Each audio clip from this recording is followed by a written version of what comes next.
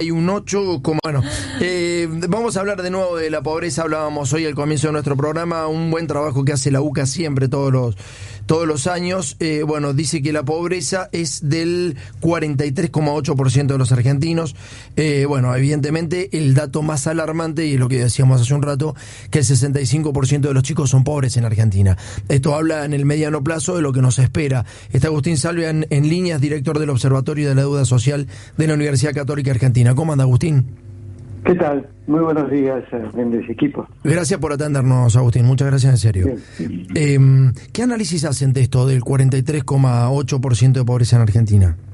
A ver, bueno, en un contexto de reactivación económica, recuperación económica, que se hace cada vez más evidente, que en realidad tiene que ver, tal vez no con un crecimiento sostenido, pero sí con una recuperación de la pandemia.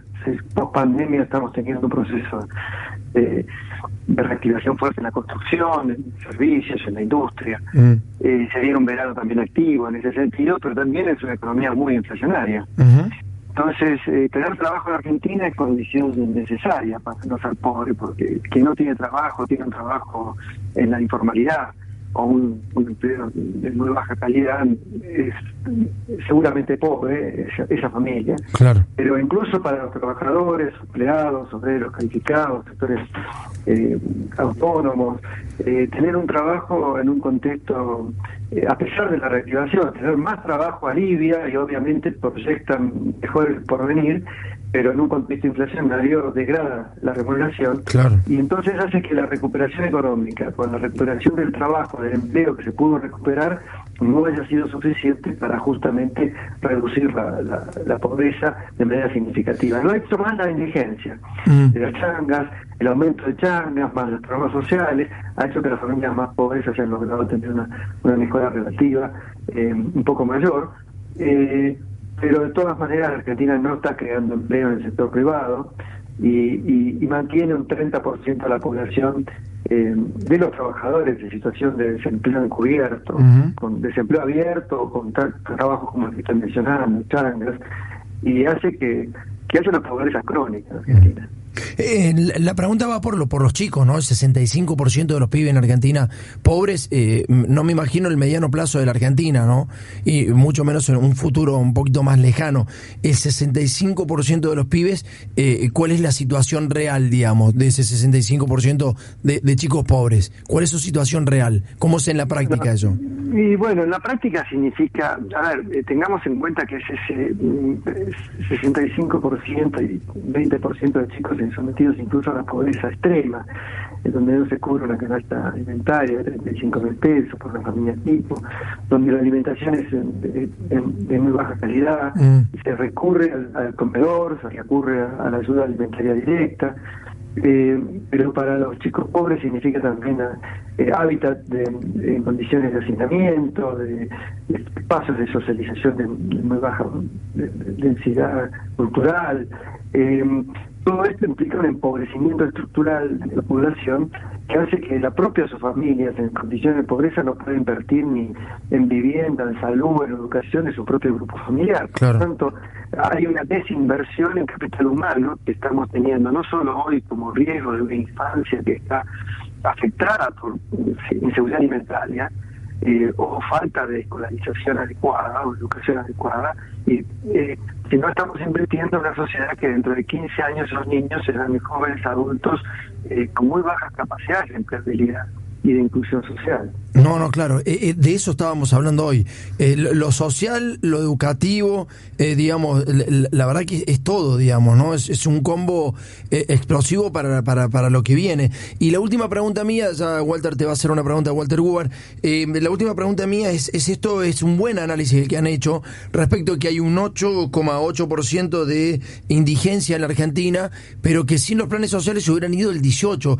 Es alarmante esa situación, ¿no?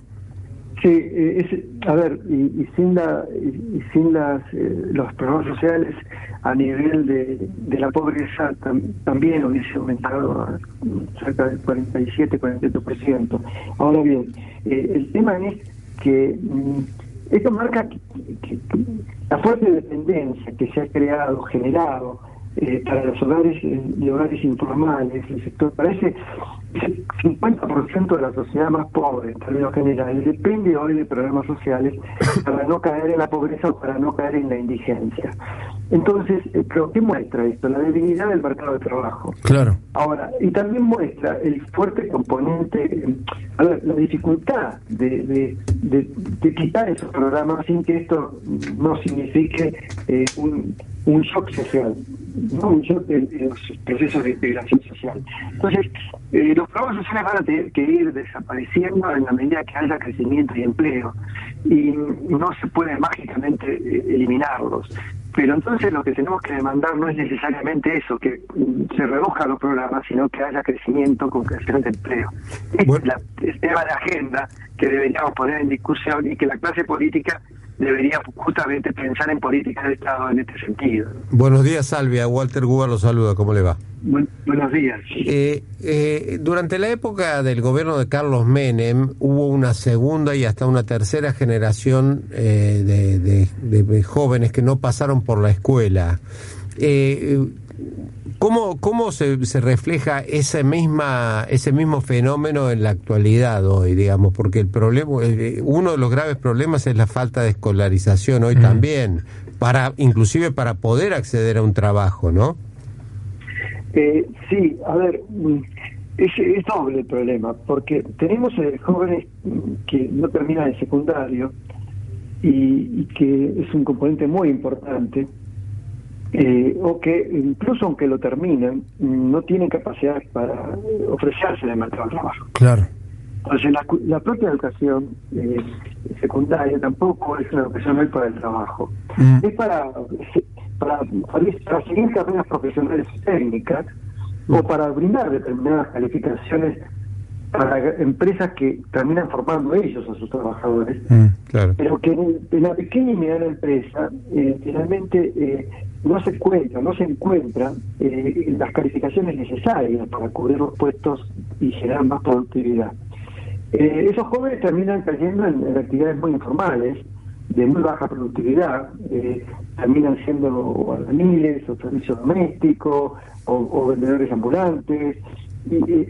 Entonces, esta situación hace que, por una parte, tenemos un fuerte componente de jóvenes que se meten en el mercado de trabajo con bajas calificaciones, y por otra parte, tenemos cada vez más demandas crecientes más calificadas, claro, con mayor calificación. Claro. Entonces, y ahí hay una contradicción, es decir, ahora, también es cierto que a pesar de que estos jóvenes se formen, si no hay demanda y empleo, tampoco los van a absorber, los van a incorporar, ¿no? Entonces, estamos trabajando en dos puntas. Por una parte, la escuela tiene que ser una escuela para el trabajo, no para una escuela de pobres, una escuela para el trabajo. Es decir, tiene que estar la opción para muchos adolescentes en poder emprender o volver a la escuela o emprender una escuela que les permita la salida laboral.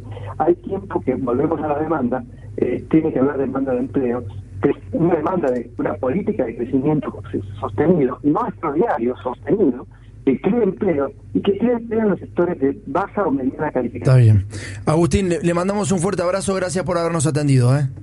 Un abrazo. Agustín Salvia, director del Observatorio de la Deuda Social de la Universidad Católica Argentina.